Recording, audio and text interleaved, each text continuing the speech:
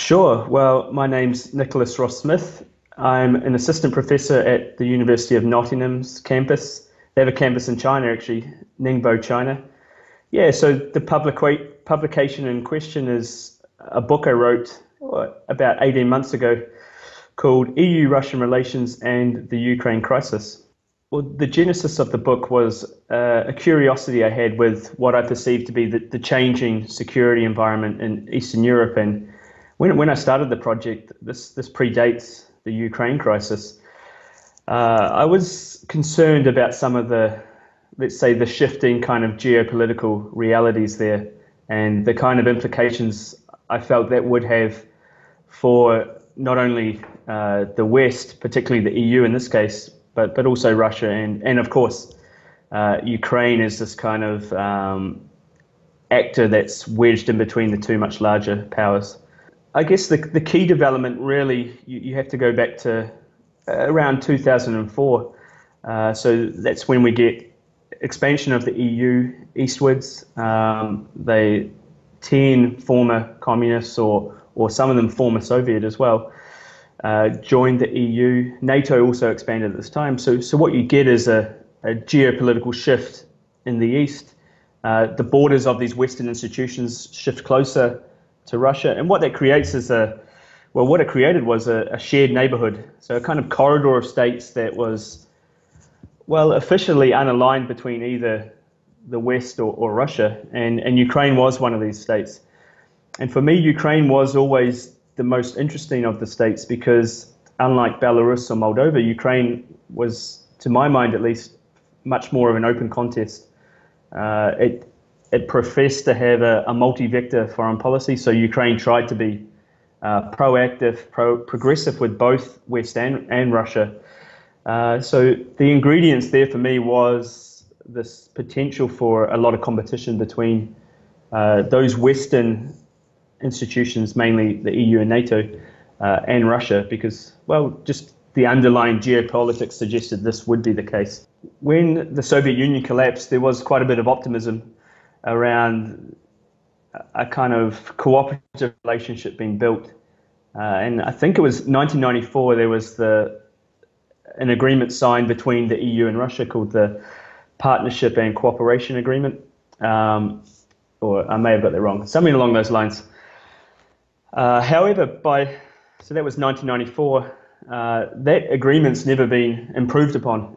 And essentially the substance of that agreement was an agreement to make a more substantial agreement down the line.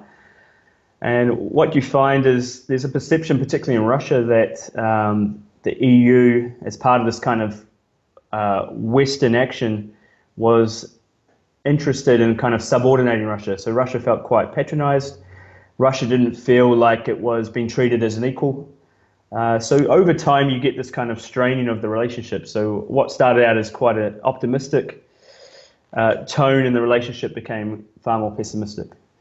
There's other factors for that as well. Obviously, Russia was at a point of significant insecurity in the early 90s. It was severely weakened. Then we get Vladimir Putin comes to power. The Russian economy kind of rebounds a wee bit. High oil prices, all these things kind of feed into a resurgent Russia. And obviously they became quite interested in renegotiating the terms of this relationship that developed with the EU in the post-Soviet setting. And that's where a lot of the kind of discord, I think, originates, is this kind of, in the book I characterize it as a bit of confusion. Confusion around what each side thinks of the other and what the relationship means to each side as well. I did speak to officials on all sides of this, and I interviewed them for the book. And yeah, it's interesting. There seems to be kind of two-level games going on. They seem to have quite good relationships with the officials from the other countries. They know them personally. The dialogues seem quite constructive. But then at the second level, they kind of have to toe the party line. And so that, in a way, all the kind of, I would say, the nuanced understanding that these officials have of the relationship, and particularly the Ukrainian officials, I found their opinions of, and this predates the crisis, their opinions of the state of this kind of triangle relationship between Ukraine, Russia, and the EU, I think has aged the best. Perhaps it seems the most prescient because they kind of saw this dissonance between both sides in terms of their aims for Ukraine, but also their understanding of where the relationship was headed. For a long time, it's seen as kind of a prize, perhaps, of both the EU and Russia's competing regional projects. Obviously, that the EU's one was what was called the Eastern Partnership, and they were very keen to build a deeper political and economic relationship with Ukraine. There was a deep and comprehensive free trade agreement on the table that subsequently has been signed. But also Russia, at this time, started trying to become more of a regional player. Vladimir Putin has this kind of pet project called the Eurasian Union, the Eurasian Economic Union as it's currently known. But this is a quite ambitious plan to build a center of development centered on Russia, but I guess in Eurasia. And of course, Ukraine was the perceived jewel in the crown of that. I mean, since the Eurasian Economic Union's come into existence, the only members they've had are Armenia and Kyrgyzstan, which are significantly less attractive partners than Ukraine. So, yeah, it seemed to me that Ukraine, for both sides, was this really important target state, and in a way was the kind of one of the key cogs of both projects. I adopted what's known as a neoclassical realist framework. I would say it's quite elegant compared to other frameworks you might find. It's quite simply the premise of this approach is that primarily international action or foreign policy decisions are the products of systemic factors. So these are the power structures that we find in international politics, right? The distribution of power, the nature of the international system that countries find themselves in. And I was particularly interested about the regional system because regions are prone to much more insecurity than systems at a global level. And obviously that alone is not enough to explain political outcomes, particularly international political outcomes. So the idea was to just take that assumption that international or external factors primarily drive foreign policy, but also add some nuance. And the nuance here was trying to see how the the domestic foreign policy making systems of both the EU and Russia, how they mediated, how they shaped the foreign policy. And to do this well, I looked at a number of things, but primarily I was really concerned with this interaction between perceptions and identity. In a kind of crude explanation, the way I saw it at least was that identity created kind of a framework for action, a framework for what was considered appropriate action, and then perceptions within this framework kind of pushed both the EU and Russia towards maybe more optimistic or more pessimistic policy choices based on a number of factors at that time. I talked about as that kind of prime driver, or what I see as the prime driver of foreign policy, and that is international systems, international structures. So the point of this chapter was to kind of chart both internationally and regionally how the systems that are important to both the EU and Russia, how these have changed. One of the key ones internationally is, and this is obviously a topic that gets a lot of airtime at the moment, considering the United States' position, its foreign policy, China's rise as well. I mean, it's very clear that internationally the system is gradually, and I think in the book I say glacially because it is very slow, is transitioning from a unipolar system, so a system that had one clear superpower, which was the United States. And what it is what's transitioning towards, I would say, bipolarity, with China obviously being the closest challenger and to the US. But then, of course, there are other important powers in the system. India is rising. Russia, as we've seen, is very interested in playing a prominent global role. And then we also have questions around the EU. Where will the EU evolve to? Clearly, it has some power capabilities, but it's somewhat, I would say, hamstrung by its internal constraints. And then, so my argument here was, well, a unipolar system is more stable than systems which are more multipolar. So the premise was that this kind of gradual change towards multipolarity would inherently create potential for competition.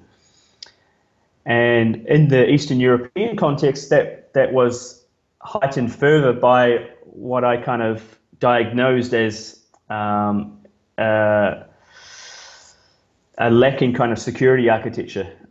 So what had occurred in Eastern Europe, particularly with Russia rebounding, Russia becoming more resurgent, and also with this kind of, as I said earlier, this expansion eastwards of Western power.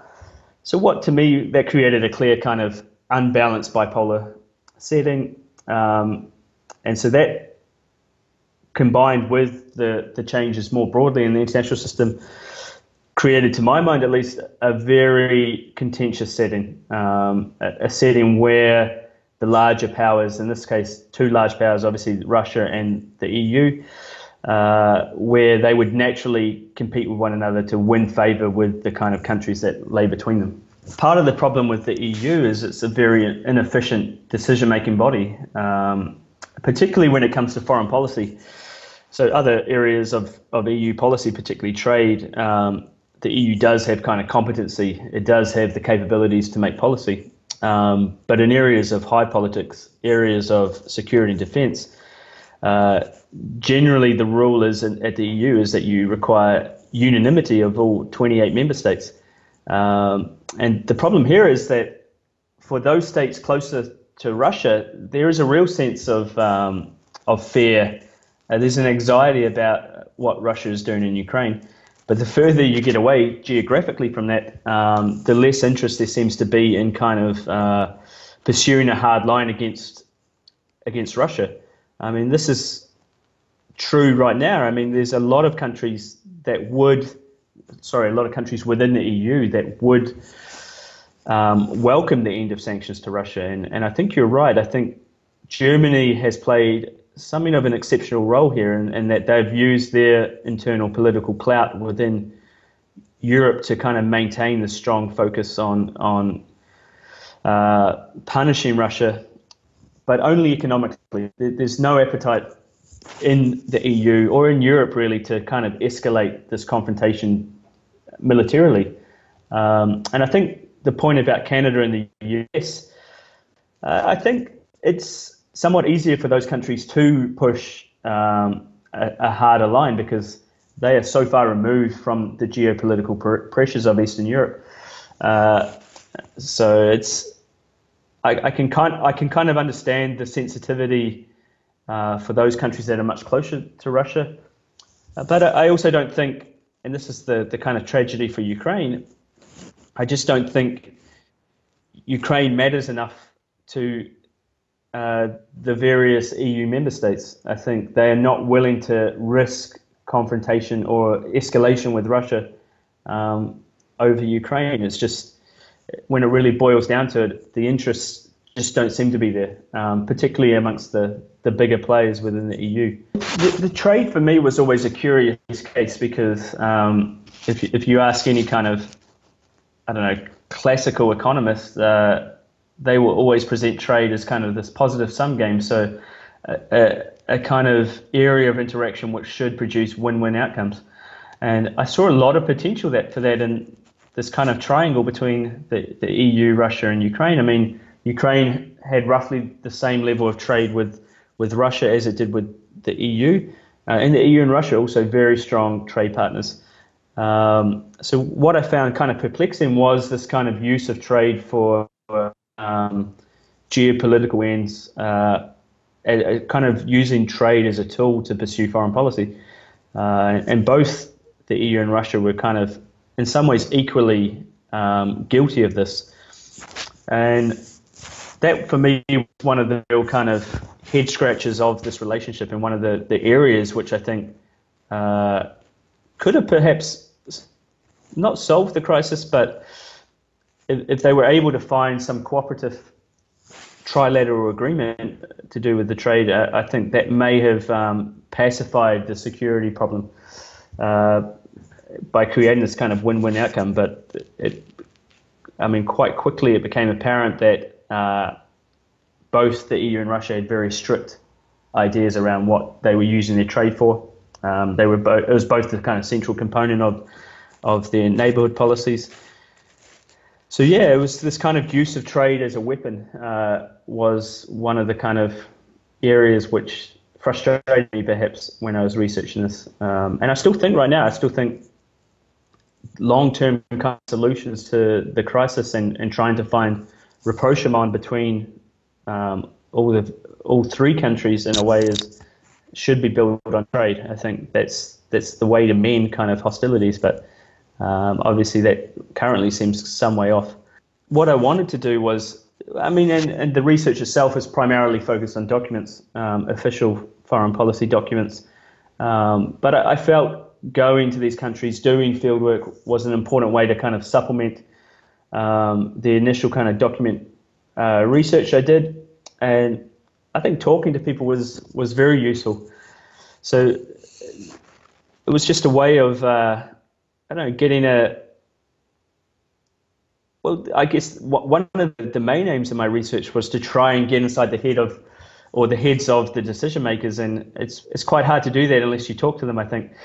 And so the idea was to, using the framework obviously I built based on this neoclassical realism, the idea was to put together a modest empirical kind of collection of document analysis and interview analysis, and just a way of trying to, and I have to stress the modesty of the approach, because really I didn't talk to hundreds of people here. It was more just getting the attitudes of a handful of people, but I felt it added some value to what would have been just strictly a kind of a standard document analysis. Correct. I mean, using my network was very important. I was kind of fortunate from the EU side of things, because I once interned at the European Parliament, so I already had quite a strong network on the ground in Brussels. And what you find in general is there's kind of a snowballing effect anyway. You talk to one official, and then if they enjoy the interview, they'll say, well, hey, you can go talk to a person in this department as well. I'll pass you on. I'll write an email for you.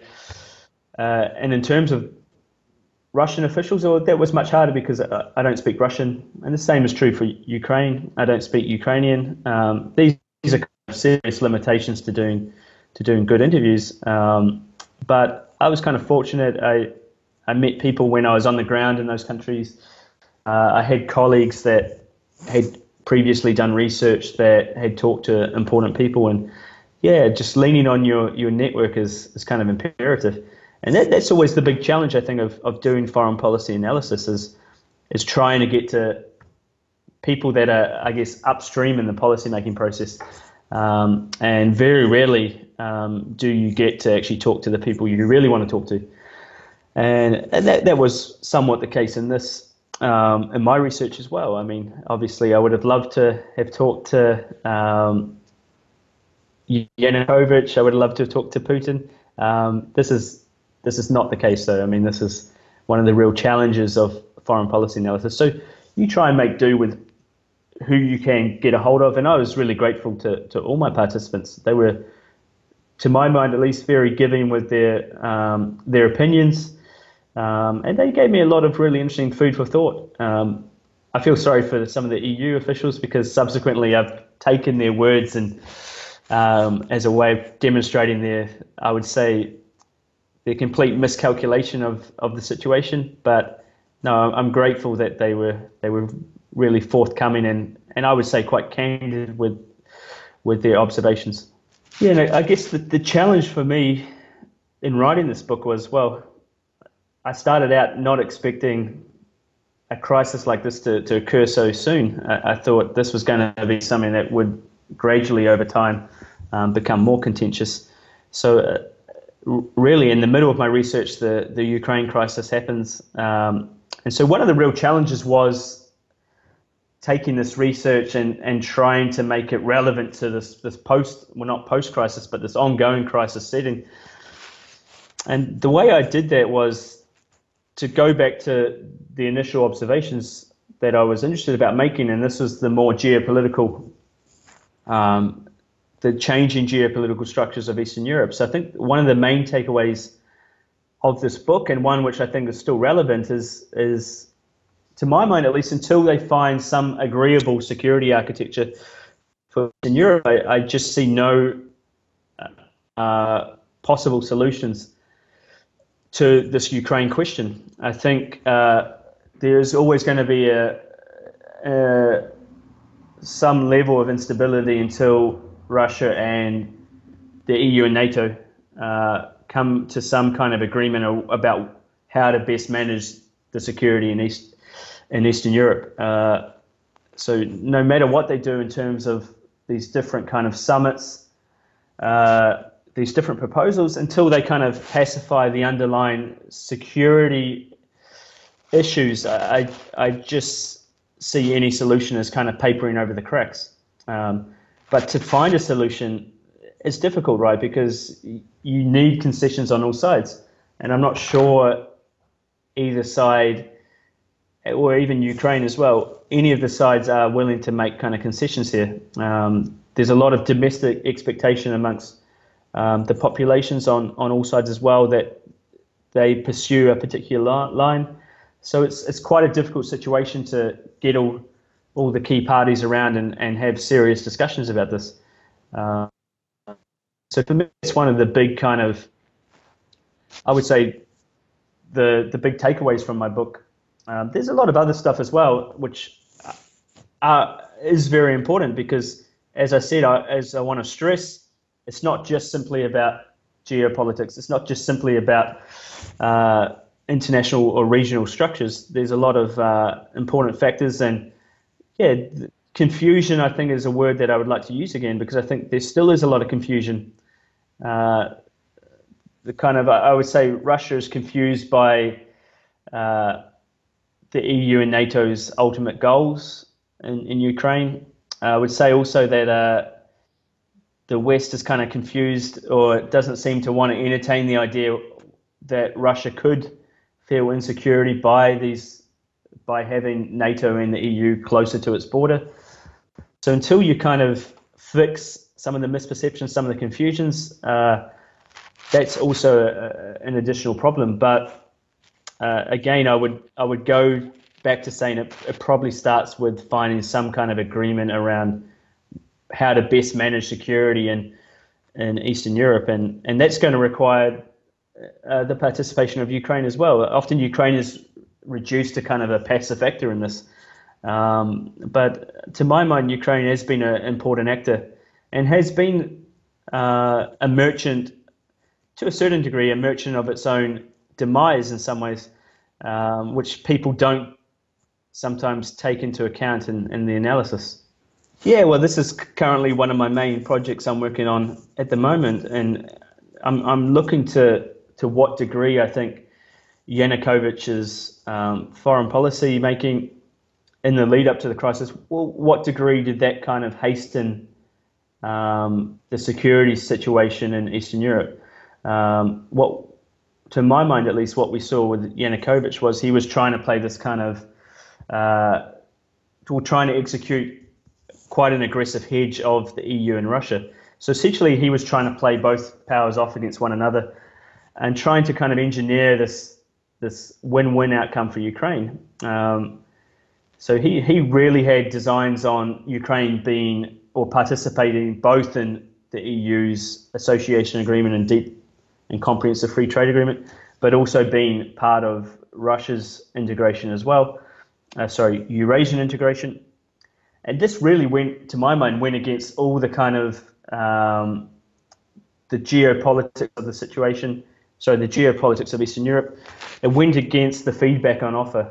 And so, to my mind, this kind of brazen hedging between the EU and Russia, in some ways, really accelerated the competition between the EU and Russia. So I think there is scope for some kind of criticism of Ukraine as an actor here. And I also think it's a lesson, and that's particularly why I'm interested in this research at the moment, because I think it's a lesson for a number of other countries that find themselves in similar difficult geopolitical situations. Because the natural kind of tendency is to try and hedge, I think, and try and achieve this kind of ideal policy outcome. And that ideal policy outcome is to obviously have progressive relations with both. But if these countries or if these entities are saying that is untenable, sometimes I think policymakers really should take on board that feedback and think seriously around, well, okay, what is the most pragmatic policy option here? So I think Ukraine, in a way, I don't think it obviously deserves as much blame as, let's say, Russia, or even as much blame as the West or EU, but it certainly deserves some blame for the hastening of the situation, and then obviously the crisis develops out of that. No, I mean, I definitely would agree with that. Ukraine was certainly closer to a kleptocracy than a democracy under Yanukovych.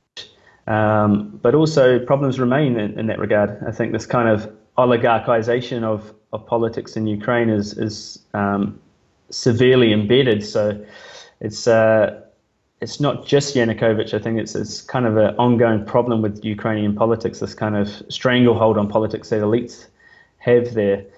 But no, you're dead right. I mean, Yanukovych's hedge was very much about a win-win outcome for himself, because obviously his business interests and the business interests of his oligarchic friends, of course, they would like to have progressive relations economically with both the EU and with Russia, and also trying to water down the EU's demands when it came to democracy and human rights and these other kind of normative values that the EU had.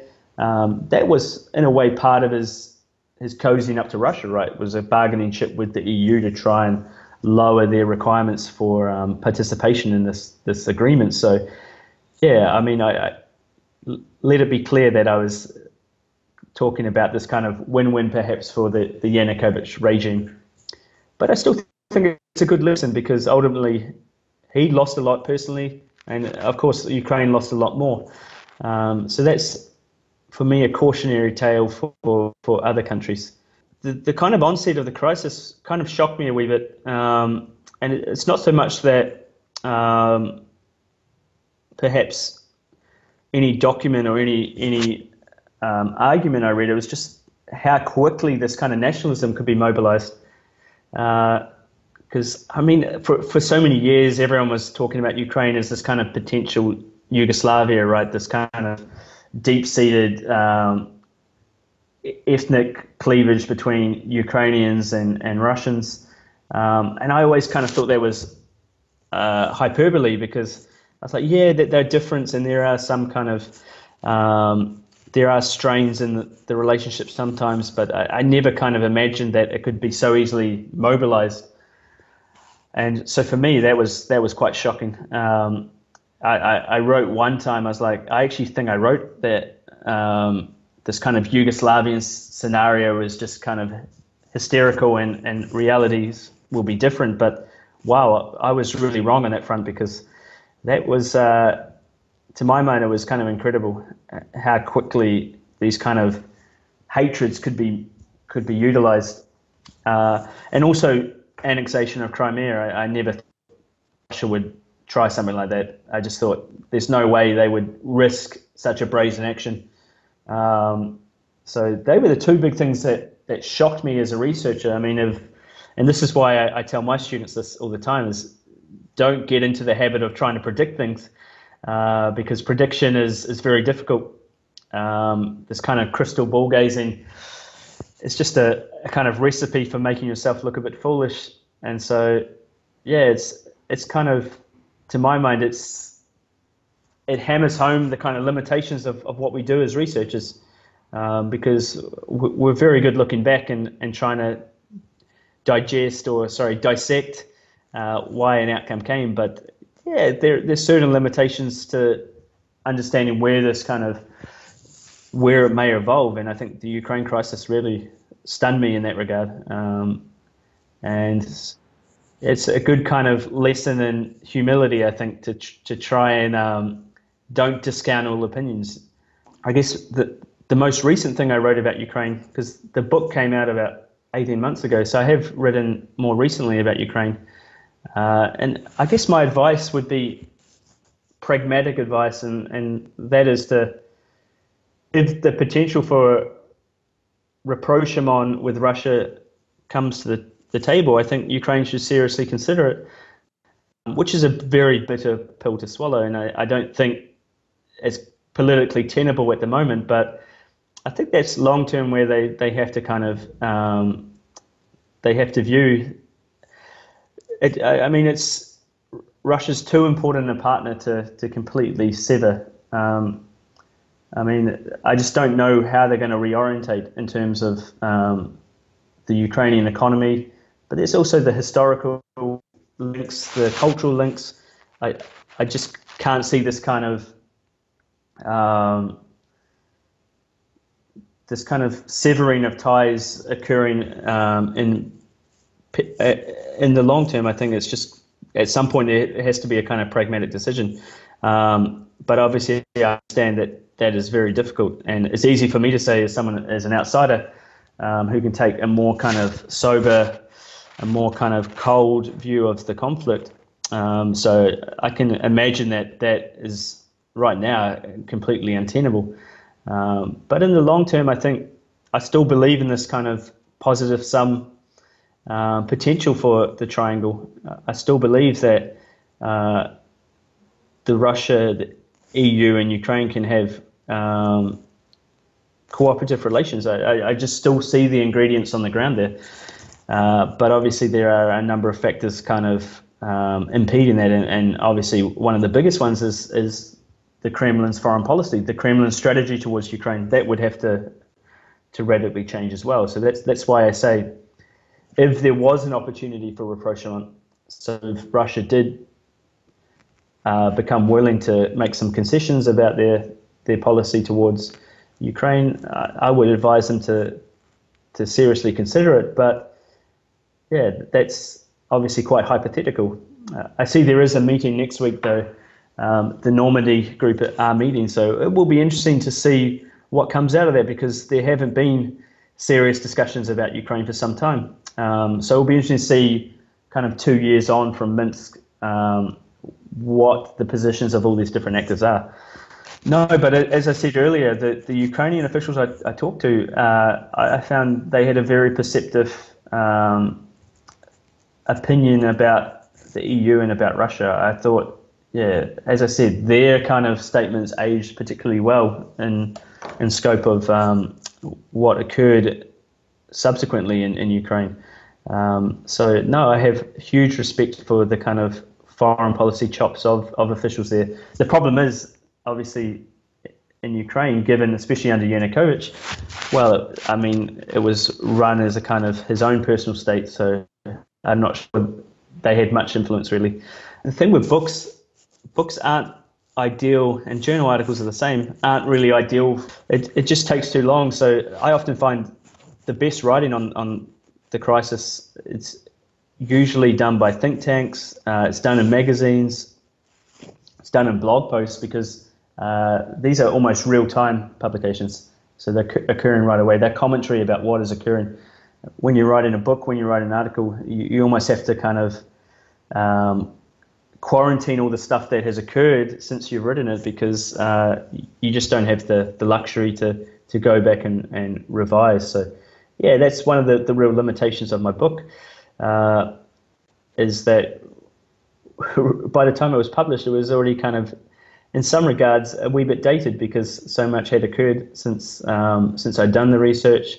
But in saying that, I think the kind of theoretical observations and the utility of my theoretical framework still kind of till this day holds some important lessons, I think. So that's why I'm still kind of happy with the book. But yeah, it's a real kind of poison chalice, I think, writing about something that is occurring so rapidly, and that's the real challenge, and I've found. And yeah, that's why my current research looking at Yanukovych is kind of more historical work now. So I don't have the kind of pressure to publish right away and to take into account all these changes, because it's even today. I mean, although the crisis has been kind of in a holding pattern for some time, there's still a lot going on, and Ukrainian politics is always crazy as well. So there's always some new development occurring. So it's very difficult to research. I'm quite interested in Ukraine's democracy or lack of democracy, perhaps.